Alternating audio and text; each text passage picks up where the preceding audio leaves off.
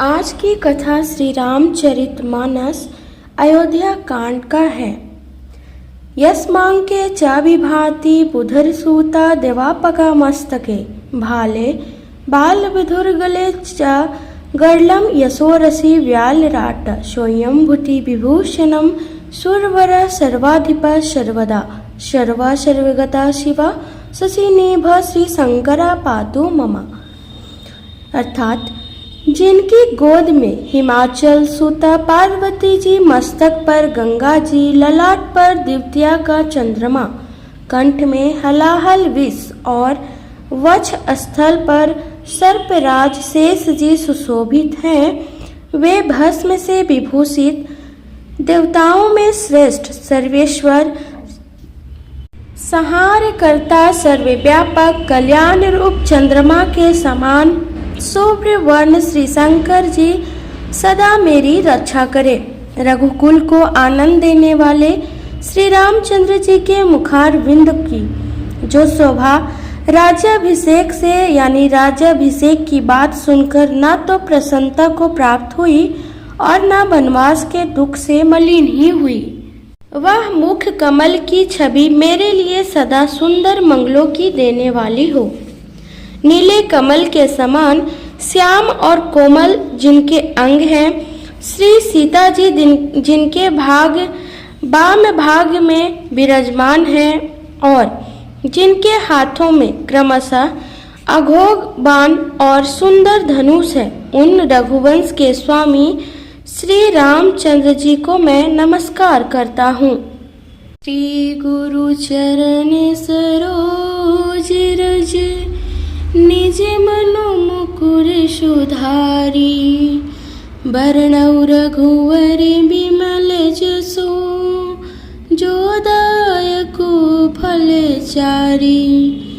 श्री गुरु जी के चरण कमलों की रज से अपने मन रूपी दर्पण को साफ करके मैं श्री रघुनाथ जी के उस निर्मल यश का वर्णन करता हूँ जो चारों फलों को यानी धर्म, अर्थ, काम, मोक्ष को देने वाला हो।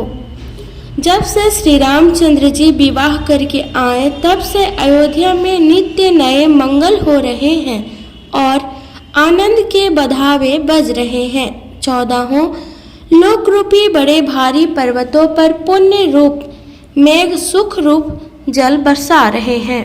रिद्धि सिद्धि और संपत्ति रूपी सुहावनी नदियां उमड़ उमड़ कर अयोध्या रूपी समुद्र में आ मिली।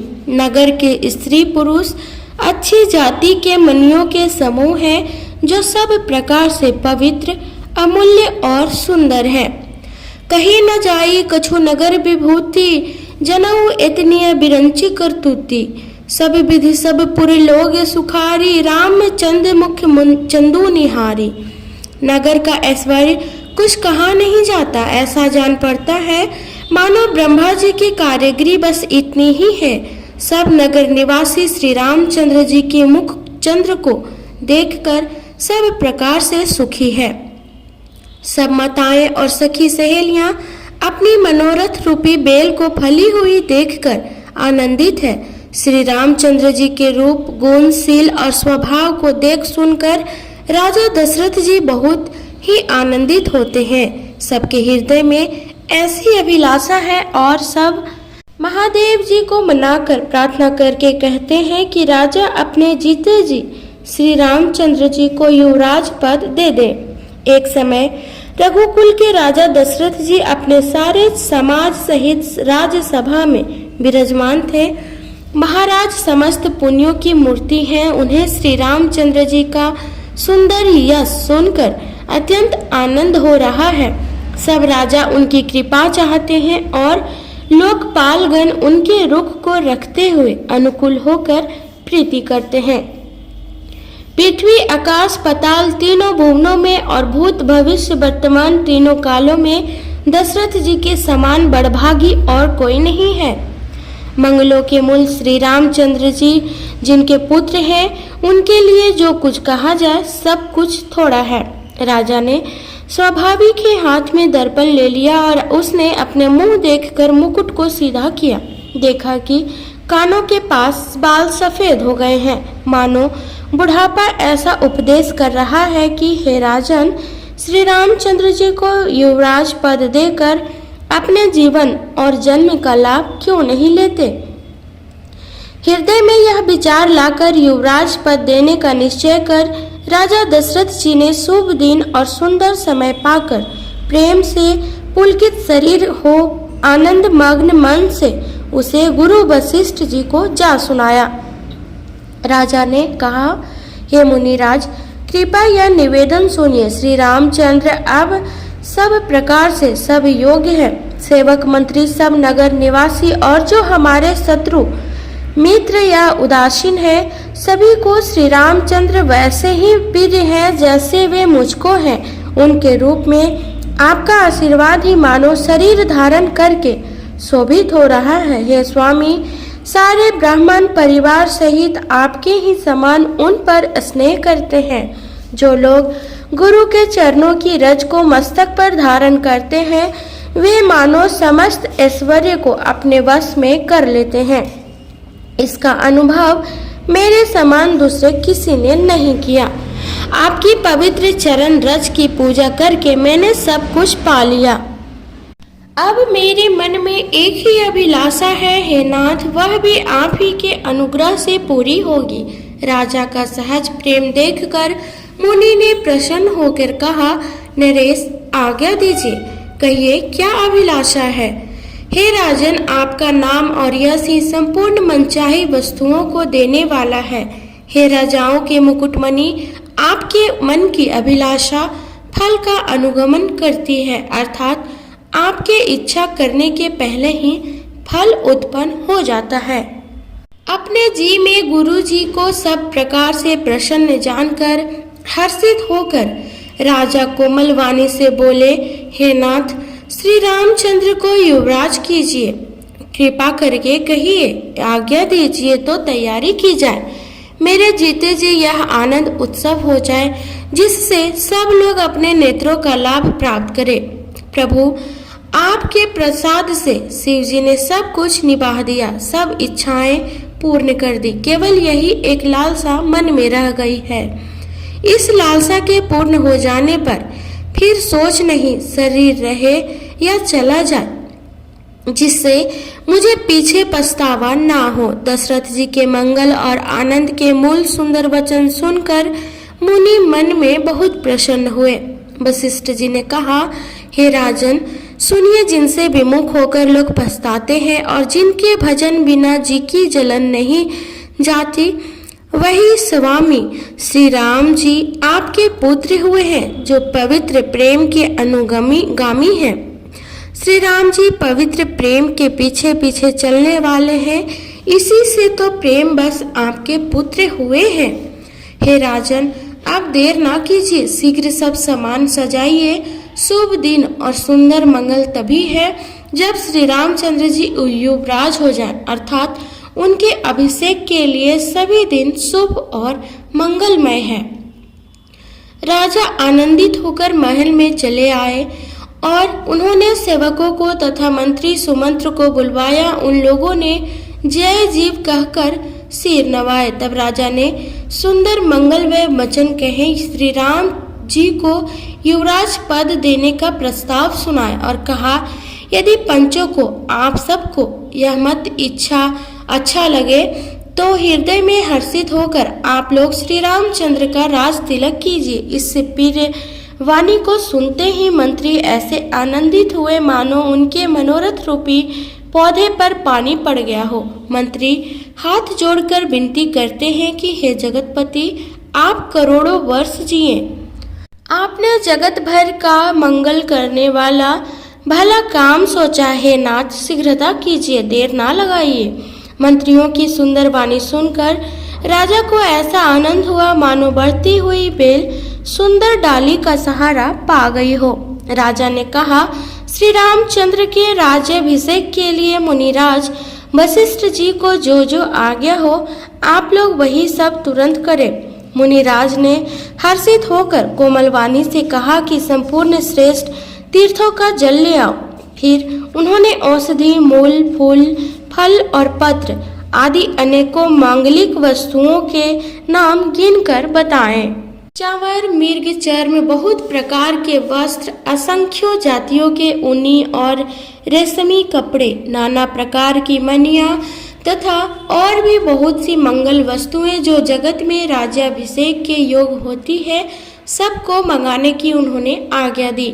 मुनि ने वेदों में कहा हुआ सब विधान बताकर कहा, नगर में बहुत से मंडप सजाओ, फलों समेत आम, सुपारी और केले के वृक्ष नगर की गलियों में चारों ओर रोप दो।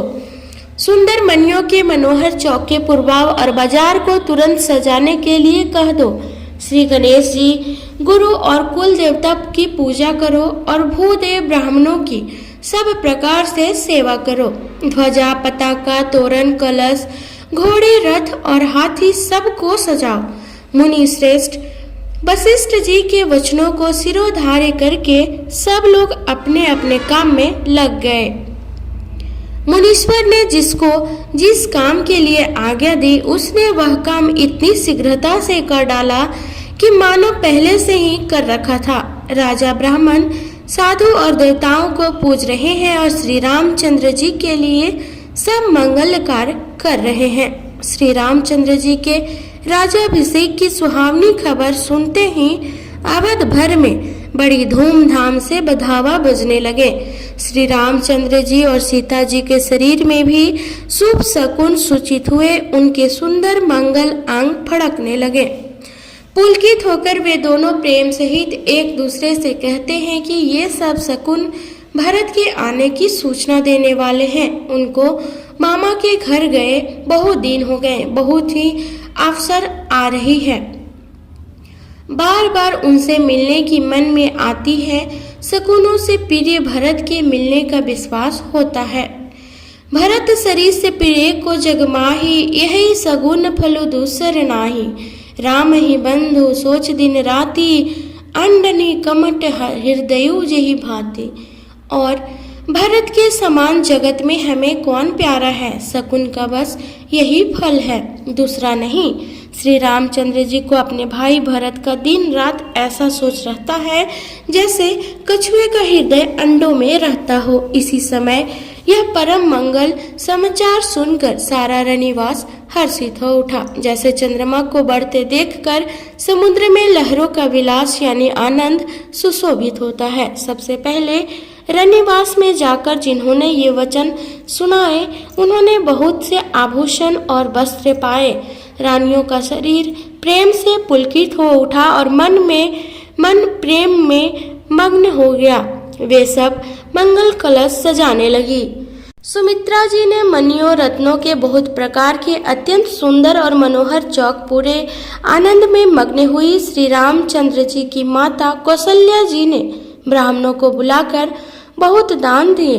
उन्होंने ग्राम देवियों, देवताओं और नगरों की पूजा की और फिर बलि भेंट देने को कहा, अर्थात कार्य सिद्ध होने पर फिर पूजा करने की मनौती मांगी और प्रार्थना की कि जिस प्रकार से श्री रामचंद्र जी का कल्याण हो, दया करके वही वरदान दीजिए। कोयल की सी मीठी वाणी वाली, चंद्रमा के समान मुख वाली और हिरण के बच्चे के से नेत्रों वाली स्त्रियां मंगल गान करने लगी। श्री रामचंद्र जी का राज्याभिषेक सुनकर सभी सुंदर स्त्री पुरुष हृदय में हर्षित हो उठे और विधाता को अपने अनुकूल समझकर सब सुंदर मंगल साज सजाने लगे। तब राजा ने वशिष्ठ जी को बुलाया और शिक्षा देने के लिए श्री रामचंद्र जी को महल में भेजा। गुरु का आगमन सुनते ही श्री रघुनाथ जी ने दरवाजे पर आकर उनके चरणों में मस्तक नवाया, आदर पूर्वक अर्घ्य देकर उन्हें घर में लाए और षोडशोपचार से पूजा करके उनका सम्मान किया। फिर सीता जी सहित उनके चरण स्पर्श किए और कमल के समान दोनों हाथों को जोड़कर श्री राम जी बोले, यद्यपि सेवक के घर स्वामी का पधारना मंगलों का मूल और अमंगलों का नाश करने वाला होता है, तथापि हे नाथ, उचित तो यही था कि प्रेम पूर्वक दास को ही कार्य के लिए बुला भेजते, ऐसी ही नीति है। परंतु प्रभु आपने तो प्रभुता छोड़कर स्वयं यहाँ पधार कर जो स्नेह किया, इससे आज यह घर पवित्र हो गया। हे गोसाई, आप जो आज्ञा हो मैं वही करूं। स्वामी की सेवा में ही सेवक का लाभ है। श्री रामचंद्र जी के प्रेम में सने हुए वचनों को सुनकर मुनि वशिष्ठ जी ने श्री रघुनाथ जी की प्रशंसा करते हुए कहा कि हे राम, भला आप ऐसा क्यों न कहें, आप सूर्य वंश के भूषण जो हैं। श्री रामचंद्र जी के गुण, शील और स्वभाव का बखान कर मुनिराज प्रेम से पुलकित होकर बोले, हे रामचंद्र जी, राजा दशरथ जी ने राज्याभिषेक की तैयारी की है। वे आपको युवराज पद देना चाहते हैं। इसलिए हे राम जी, आज आप उपवास, हवन आदि विधि पूर्वक सब संयम कीजिए, जिससे विधाता कुशल पूर्वक इस काम को निभा दे, यानी सफल कर दे।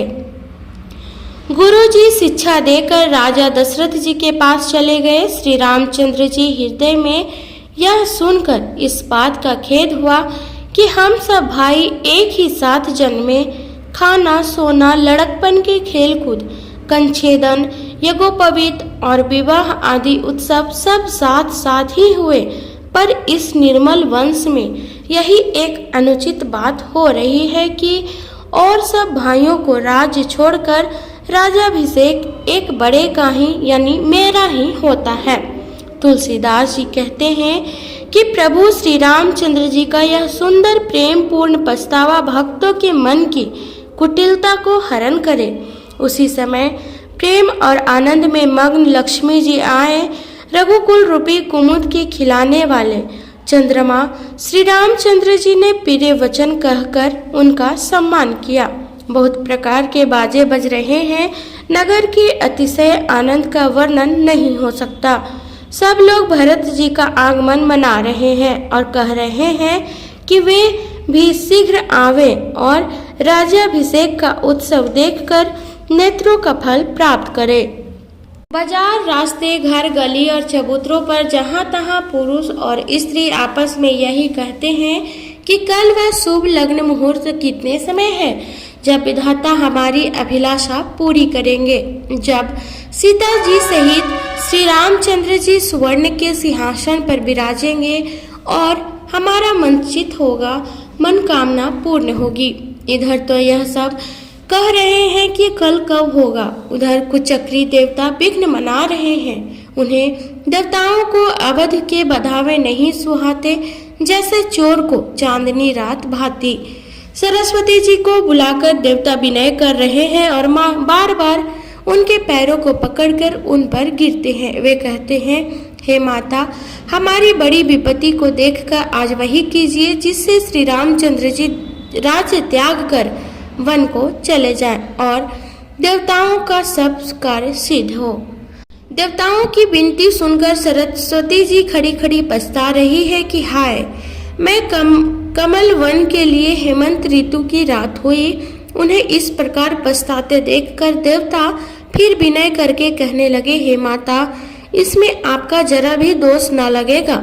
श्री रघुनाथ जी विषाद और हर्ष से रहित हैं। आप तो श्री राम जी के सब प्रभाव को जानते ही हैं। जीव अपने कर्म वश ही सुख दुख का भागी होता है। अतः देवताओं के हित के लिए आप अयोध्या जाइए। बार बार चरण पकड़कर देवताओं ने सरस्वती को संकोच में डाल दिया।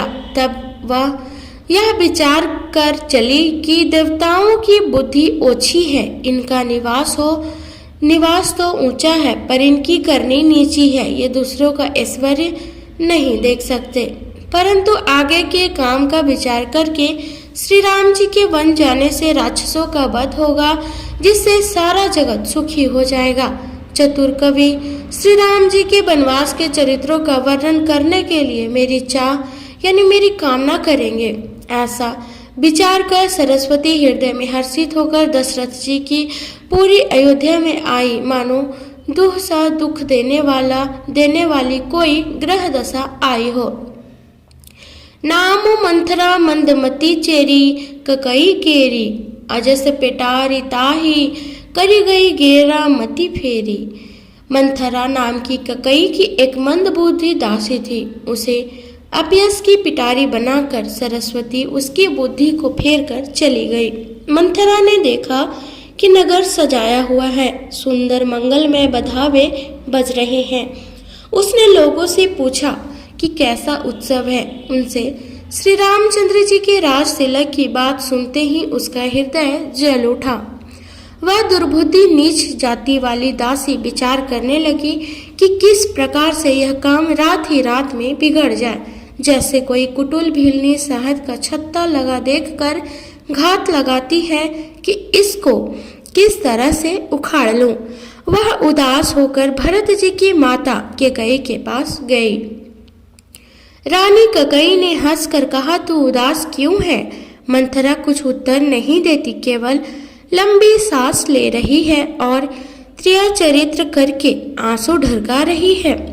रानी हंसकर कहने लगी कि तेरे बड़े गाल है, तू बहुत बढ़ बढ़कर बोलने वाली है। मेरा मन कहता है कि लक्ष्मण ने तुझे कुछ सीख दी है, यानी दंड दिया है, तभी यह पापिनी दासी कुछ भी नहीं बोलती। ऐसी लंबी सांस छोड़ रही है मानो काली नागिन फूफकार छोड़ रही।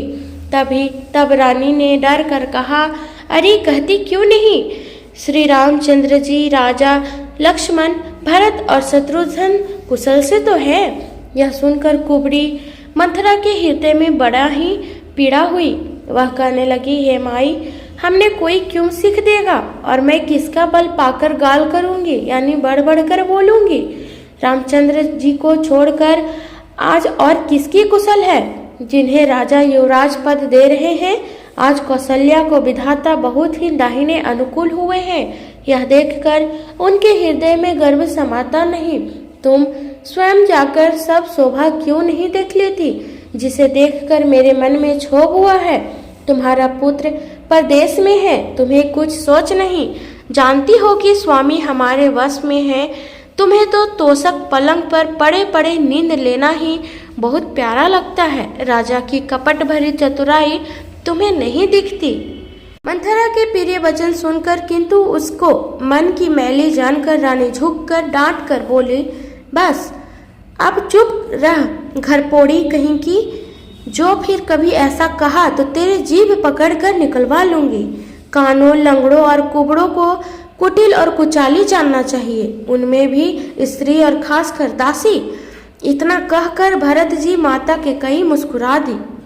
फिर बोली, हे प्रिय वचन कहने वाली मंथरा, मैंने तुझको यह सीख दी है, शिक्षा के लिए इतनी बात कही है।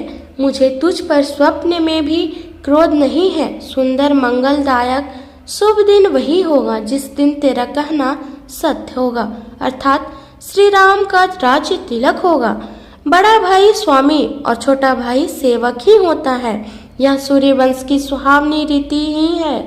यदि सचमुच कल ही श्री राम का तिलक है तो हे सखी, तेरे मन को अच्छी लगे वही वस्तु मांग लो, मैं दूंगी। राम को सहज स्वभाव से सब माताएं कौशल्या के समान ही प्यारी है। मुझ पर तो वे विशेष प्रेम करते हैं।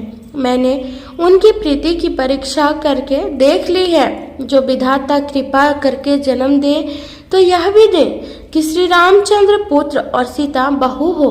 श्री राम मुझे प्राणों से भी अधिक प्रिय हैं। उनके तिलक की बात सुनकर तुझे क्षोभ कैसा? तुझे भरत की सौगंध है। छल कपट छोड़कर सच सच कह, तू हर्ष के समय विषाद कर रही है, मुझे इसका कारण सुना।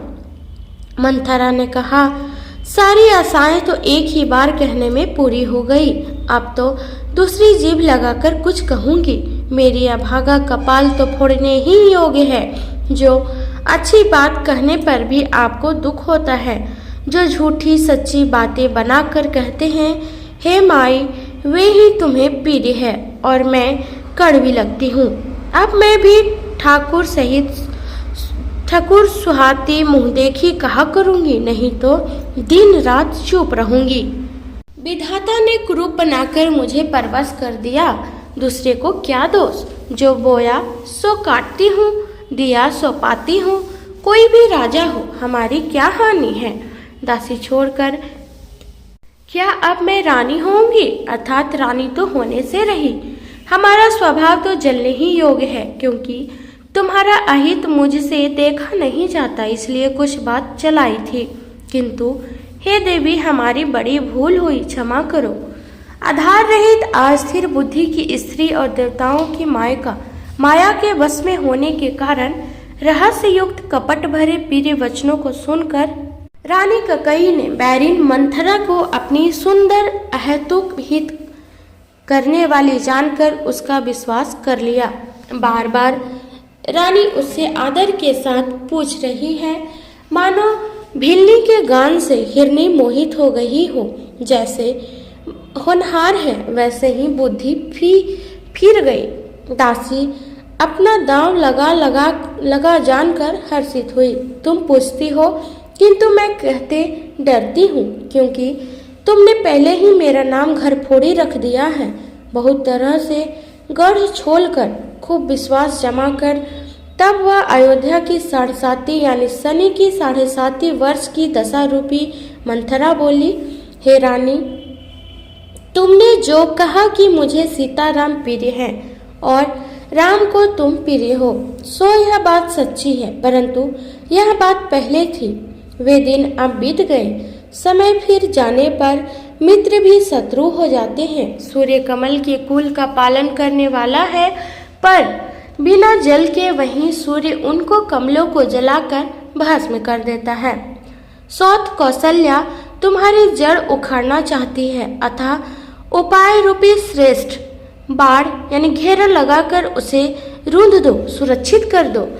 तुमको अपने सुहाग के झूठे बल पर कुछ भी सोच नहीं है। राजा को अपने वश में जानती हो, किंतु राजा मन के मैले और मुंह के मीठे हैं, और आपका सीधा स्वभाव है। आप कपट चतुराई जानती ही नहीं। राजा की माता कौशल्या बड़ी चतुर और गंभीर है, उसकी था कोई नहीं पाता। उसने मौका पाकर अपनी बात बना ली। राजा ने जो भरत को ननिहाल भेज दिया, उसने आप बस राम की माता की ही सलाह समझिए।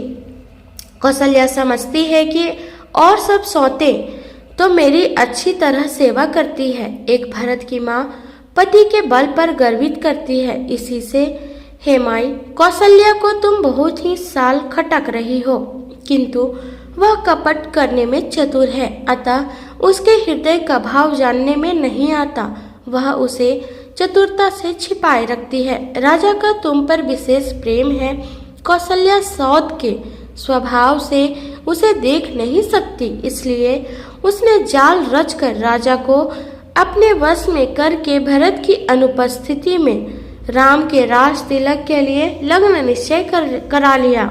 राम को तिलक हो यह रघुकुल के उचित ही है, और यह बात सभी को सुहाती है और मुझे तो बहुत ही अच्छी लगती है, परंतु मुझे तो आगे की बात विचार कर डर लगता है। दैव उलटकर इसका फल उसी कौशल्या को दे। तरह करोड़ों कुटिलपन की बातें गढ़ छोलकर मंथरा ने कैकेयी को उल्टा सीधा समझा दिया और सैकड़ों सौतों की कहानियां इस प्रकार बना बना कर कही जिस प्रकार विरोध बढ़े। होनहार वश कैकेयी के मन में विश्वास हो गया। रानी फिर सौगंध दिलाकर पूछने लगी। मंथरा बोली, क्या पूछती हो? अरे तुमने अब भी नहीं समझा? अपने भले बुरे को अथवा मित्र शत्रु को तो पशु भी पहचान लेते हैं। पूरा पखवाड़ा बीत गया, सामान सस्ते, और तुमने खबर पाई है आज मुझसे।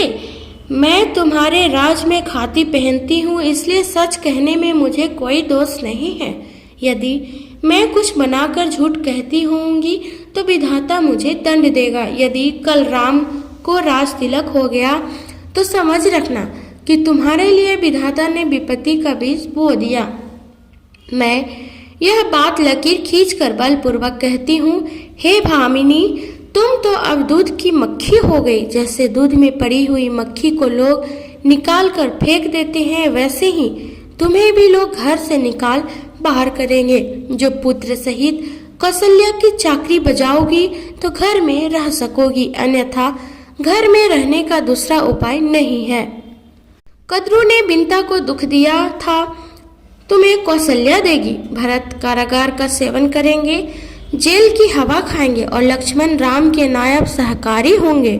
ककई मंथरा की कड़वी बानी सुनते ही डर कर सुखी हो गई। कुछ लोग कुछ बोल नहीं सकती, शरीर में पसीना हो गया और वह केले की तरह कांपने लगी। तब कुबरी मंथरा ने अपनी जीभ दांतों तले दबाई। उसे भय हुआ कि कहीं भविष्य का अत्यंत डरावना चित्र सुनकर ककई के हृदय की गति न रुक जाए, जिससे उल्टा सारा काम ही बिगड़ जाए। फिर कपट की करोड़ों कहानियां कह कहकर उसने रानी को खूब समझाया कि धीरज रखो। ककई की भाग्य पलट गया। उसे कुचाल प्यारी लगी। वह बगुले की हंसनी मानकर, बैरिन को हित मानकर उसको सराहना करने लगी। ककई ने कहा, मंथरा सुन, तेरी बात सत्य है। मेरी दाहिनी आंख नित्य फड़का करती है। मैं प्रतिदिन रात को बुरे स्वप्न देखती हूँ, किंतु अपने अज्ञान बस तुझसे कहती नहीं। सखी, क्या करूं? मेरा तो सीधा स्वभाव है। मैं दायां बायां कुछ भी नहीं जानती। अपने चलते जहां तक मेरा बस चला, मैंने आज तक किसी का पूरा नहीं किया। फिर न जाने किस पाप से दैव ने मुझे एक ही साथ यह दुस्सह दुख दिया। मैं भले ही नैहर जाकर वहीं जीवन बिता दूंगी, पर जीते जी सौत की चाकरी नहीं करूंगी। दैव जिसको शत्रु के वश में रख कर जिलाता है, उसके लिए तो जीने की अपेक्षा मरना ही अच्छा है। रानी ने बहुत प्रकार के दिन वचन कहे। उन्हें सुनकर कुबरी ने त्रिया चरित्र फैलाया। वह बोली, तुम मन में ग्लानि मानकर ऐसा क्यों कह रही हो? तुम्हारा सुख सुहाग दिन दिन दुना होगा। जिसने तुम्हारी बुराई चाही है, वही परिणाम में यह बुराई रूप फल पाएगी है स्वामिनी। मैंने जब से यह कुमत सुना है, तब से मुझे न तो दिन में कुछ भूख लगती है और न रात में नींद ही आती है। मैंने ज्योतिषियों से पूछा तो उन्होंने रेखा खींचकर, गणित करके अथवा निश्चय पूर्वक कहा कि भरत राजा होंगे। यह सत्य बात है। यह भामिनी तुम करो तो उपाय मैं बताऊं। राजा तुम्हारी सेवा के बस में ही है। ककई ने कहा, मैं तेरे कहने से कुएं में गिर सकती हूँ, पुत्र और पति को भी छोड़ सकती हूँ। जब तू मेरा बड़ा भारी दुख देखकर कुछ कहती है तो भला मैं अपने हित के लिए उसे क्यों ना करूँगी।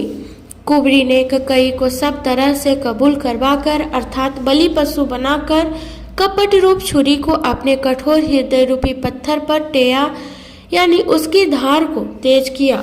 रानी ककई अपने निकट के शीघ्र आने वाले दुख को कैसे नहीं देखती। जैसे बलि का पशु हरी हरी घास चरता है, पर यह नहीं जानता कि मौत सिर पर नाच रही है।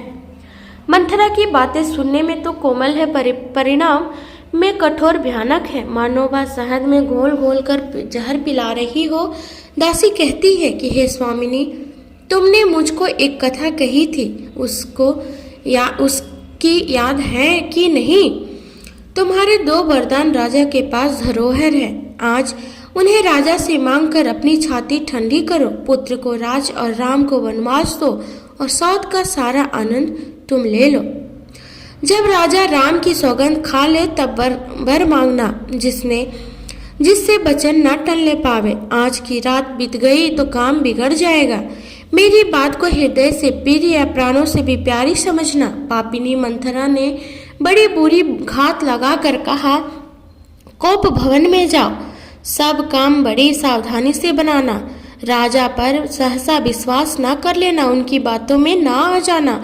कुबरी को रानी ने प्राणों के समान प्रिय समझकर बार बार उसकी बड़ी बुद्धि का बखान किया और बोली, संसार में मेरा तेरे समान हितकारी और कोई नहीं है। तू मुझ पर बही जाती हुई के लिए सहारा हुई है। यदि विधाता कल मेरा मनोरथ पूरा कर दे तो हे सखी, मैं तुझे आंखों की पुतली बना लूं। इस प्रकार दासी को बहुत तरह से आदर देकर ककई कोप भवन में चली गई। विपत्ति बीज है, दासी वर्षा ऋतु है। ककई की कुबुद्धि उस बीज के बोने के लिए जमीन हो गई। उसमें कपट रूपी जल पाकर अंकुर फूट निकला। दोनों वरदान उसके अंकुर के 2 पत्ते हैं और अंत में इसके दुख रूपी फल होगा। ककई कोप का साज सजाकर कोप भवन में जा सोई। राज्य करती हुई वह अपनी दुष्ट बुद्धि से नष्ट हो गई। राजमहल और नगर में धूमधाम मच रही है। इस कुचाल को कोई कुछ नहीं जानता। बड़े ही आनंदित होकर नगर के सब स्त्री पुरुष शुभ मंगलाचार के साज सजा रहे हैं। कोई भीतर जाता है तो कोई बाहर निकलता है। राजद्वार में बड़ी भीड़ हो रही है। श्री रामचंद्र जी के बाल सखा राज तिलक का समाचार सुनकर हृदय में हर्षित होते हैं। वे 10-5 मिलकर श्री रामचंद्र जी के पास जाते हैं। प्रेम पहचान कर प्रभु श्री रामचंद्र जी की उनका आदर करते हैं और कोमल वाणी से कुशल क्षेम पूछते हैं। अपने प्रिय सखा श्री रामचंद्र जी की आज्ञा पाकर वे आपस में एक दूसरे से श्री रामचंद्र जी की बड़ाई करते हुए घर लौटते हैं और कहते हैं, संसार में श्री रघुनाथ जी के समान शील और स्नेह को निभाने वाला कौन है। भगवान हमें यही दे कि हम अपने कर्मवश भ्रमते हुए जिस जिस योनि में जन्मे वहाँ उस योनि में हम तो सेवक हों और सीतापति श्री रामचंद्र जी हमारे स्वामी हो और यह नाता अंत तक निभ जाए। नगर में सबकी ऐसी ही अभिलाषा है, परंतु ककई के हृदय में बड़ी जलन हो रही है। कुसंगति पाकर कौन नष्ट नहीं होता। नीच के मत के अनुसार चलने से चतुराई नहीं रह जाती। संध्या के समय राजा दशरथ आनंद के साथ ककई के महल में गए। मानो साक्षात स्नेह ही शरीर धारण कर निष्ठुरता के पास गया हो। कोप भवन का नाम सुनकर राजा सहम गए। डर के मारे उनका पांव आगे को नहीं पड़ता। स्वयं देवराज इंद्र जिनकी भुजाओं के बल पर राक्षसों से निर्भय होकर बसता है और संपूर्ण राजा लोग जिनका दुख देखते रहते हैं, वही राजा दशरथ स्त्री का क्रोध सुनकर सूख गए। कामदेव का प्रताप और महिमा तो देखिए, जो त्रिशूल ब्रज और तलवार आदि की चोट अपने अंगों पर सहने वाले हैं, वे रथिनाथ कामदेव के पुष्प बाण से मारे गए। राजा डरते डरते अपनी प्यारी ककई के पास गए। उसकी दशा देखकर उन्हें बड़ा ही दुख हुआ। ककई जमीन पर पड़ी है, पुराना मोटा कपड़ा पहने हुए है, शरीर के नाना आभूषणों को उतार कर फेंक दिया। उस दुर्बुद्धि ककई को यह कुवेश्ता यानी बुरा वेश कैसी फब रही है, मानो भावी विधवापन की सूचना दे रही हो। राजा उसके पास जाकर कोमल वाणी से बोले, हे प्राणप्रिय, किस लिए रूठी हो? हे रानी, किस लिए रूठी हो? यह कहकर राजा उसे हाथ से स्पर्श करते हैं तो वह उनके हाथे को झटक कर हटा देती है और ऐसे देखती है मानो क्रोध में भरी हुई नागिन क्रूर दृष्टि से देख रही हो। दोनों वरदानों की वासनाएं उस नागिन की 2 जीभें हैं और दोनों वरदान दांत हैं। वह काटने के लिए मर्म स्थान देख रही है। तुलसीदास जी कहते हैं कि राजा दशरथ होनहार के वश में होकर इसे इस प्रकार हाथ झटकने और नागिन की भांति देखने को कामदेव की क्रीड़ा ही समझ रहे हैं। राजा बार बार कह रहे हैं, हे सुमुखी, हे सुलोचनी, हे कोकिल बैनी, हे गज कामिनी, मुझे अपने क्रोध का कारण तो सुना। हे पीर, किसने तेरा अनिष्ट किया? किसने 2 सिर है? किसके 2 सिर हैं? यमराज किसको लेना अपने लोक को ले जाना चाहते हैं? कह, किस कंगाल को राजा कर दूं या किस राजा को देश से निकाल दूं? तेरा शत्रु अमर देवता भी हो तो मैं उसे भी मार सकता हूँ। बेचारे कीड़े मकोड़े सरीखे नर नारी तो चीज ही क्या है। हे सुंदरी, तुम मेरा स्वभाव जानती ही है कि मेरा मन सदा तेरे मुख रूपी चंद्रमा का चकोर है। हे पीर, मेरी प्रजा, कुटुंबी, सर्वस्व संपत्ति, पुत्र, यहाँ तक कि मेरे प्राण भी, ये सब तेरे बस में यानी अधीन है। यदि मैं तुझसे कुछ कपट करके कहता हूँ तो हे भामिनी, मुझे 100 बार राम की सौगंध है। तू हंसकर प्रसन्नता पूर्वक अपनी मनचाही बात मांग ले और अपने मनोहर अंगों को आभूषणों से सजा। मौका बेमौका तो मन में विचार कर देख, हे पीर जल्दी इस बुरे वेश को त्याग दे। यह सुनकर और मन में राम जी की बड़ी सौगंध को विचार कर मन बुद्धि कई हंसती हुई उठी और गहने पहनने लगी, मानो कोई भिल्ली मृग को देखकर फंदा तैयार कर रही हो। अपने जी में ककई को सुहृदय जानकर राजा दशरथ जी प्रेम से पुलकित होकर कोमल और सुंदर वाणी से फिर बोले, हे भामिनी, तेरा मन चीता हो गया। नगर में घर घर आनंद बधावे बज रहे हैं। मैं कल ही राम को युवराज पद दे रहा हूँ, इसलिए हे सुनैनी, तुम मंगल साज सज। यह सुनते ही उसका कठोर हृदय दलक उठा, यानी फटने लगा, मानो पका हुआ बाल तोड़ फोड़ा छू गया हो। ऐसी भारी पीड़ा को भी उसने हंसकर छिपा लिया, जैसे चोर की स्त्री प्रकट होकर नहीं रोती, जिसमें उसका भेद ना खुल जाए। राजा उसकी कपट चतुराई को नहीं लख रहे हैं, क्योंकि वह करोड़ों कुटिलों की शिरोमणि गुरु मंथरा की पढ़ाई हुई है। यद्यपि राजा नीति में निपुण है, परंतु त्रिया चरित्र अथाह समुद्र है। फिर वह कपट युक्त प्रेम बढ़ाकर ऊपर से प्रेम दिखाकर नेत्र और मुंह मोड़कर हंसती हुई बोली, हे प्रियतम, आप मांग मांग तो कहा करते हैं, पर देते लेते कुछ भी कभी नहीं है। आपने 2 वरदान देने को कहा था, उनके भी मिलने में संदेह है। राजा ने हंसकर कहा कि अब मैं तुम्हारा मर्म यानी मतलब समझा। मान करना तुम्हें परम प्रिय है। तुमने उन वरों की धरोहर रख कर फिर कभी मांगा ही नहीं, और मेरा भूलने का स्वभाव होने से मुझे भी वह प्रसंग याद नहीं रहा। मुझे झूठ मूठ दोष मत दो, चाहे 2 के बदले 4 मांग लो। रघुकुल में सदा से यही रीति चली आई है कि प्राण भले ही चले जाएं, पर वचन नहीं जाता। असत्य के समान पापों का समूह भी नहीं है। क्या करोड़ों घुंघुचियां मिलकर भी कहीं पहाड़ के समान हो सकती है? सत ही समस्त उत्तम सुकृतों पुण्यों की जड़ है। यह बात वेद पुराणों में प्रसिद्ध है और मुनि जी ने भी यही कहा है। उस पर मेरे द्वारा श्री राम जी की शपथ करने में आई मुंह से निकल पड़ी।